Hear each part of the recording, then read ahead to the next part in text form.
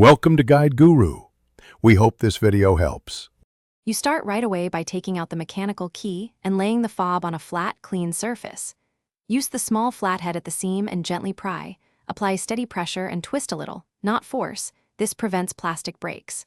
Once the halves separate, make sure to note the circuit board orientation and avoid touching the chip contacts with bare fingers. Keep screws and the rubber pad together. You'll need them immediately for reassembly, so don't misplace any parts. You now remove the old CR 2032. Use a plastic pick or fingernail to lift it out from under the retaining clip, ensuring you don't bend contacts. Once out, inspect the metal contacts and the rubber gasket. Clean any corrosion with a lint-free cloth or a lightly dampened isopropyl swab and dry fully. Insert the new battery with the plus side facing the same way as the old one.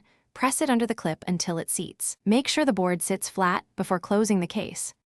You finish by aligning the two halves and snapping them firmly together, ensuring the rubber pad aligns with the buttons.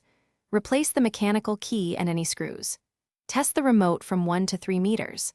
Press lock and unlock and watch for the LED blink and door response.